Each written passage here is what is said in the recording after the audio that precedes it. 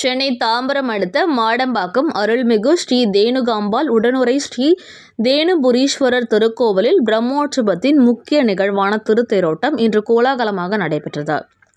ஆயிரக்கணக்கான பக்தர்கள் நமசிவாய நமசிவாய என பக்தி முழக்கமிட்டு தேரை வடம் பிடித்து இழுத்து மாட வீதிகளில் சுவாமி தரிசனம் செய்து பக்தி பரவசத்தில் ஈடுபட்டனர்.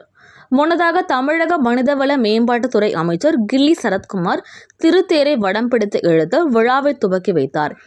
பின்னர் சுவாமி தரிசனம் செய்து பொதுமக்களுடன் இணைந்து மனமுருகி வழிபட்டார். இந்த ஆண்டின் திருத்தேரோட்டத்தின் முக்கிய சிறப்பம்சமாக கிராமத்தார்கள் மற்றும் பொதுமக்கள் பங்களிப்புடன் ரூபாய் 50 லட்சம் மதிப்பீட்டில் புதிதாக வடிவமைக்கப்பட்ட தேர் மாட வீதிகளில் வலம் வந்து பக்தர்களை பரவசப்படுத்தியது. மேலும் சந்திரசேகரர் அலங்கரிக்கப்பட்ட திருத்தேரில் எழுந்தருளி வீதி உலா வந்து பக்தர்களுக்கு அருள்பாலித்தார்.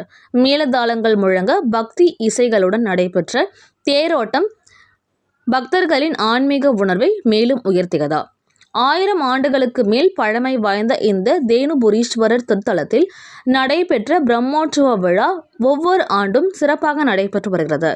கடந்த மே மாதம் தொடங்கிய இந்த ஆண்டின் விழாவும் இன்று வெகு விமர்சையாக நடைபெற்றது.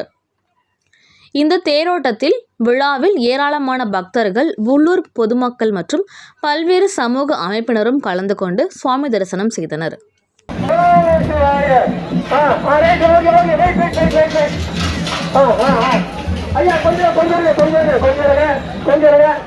இந்த கயிறு முதல்ல போட்டோம்.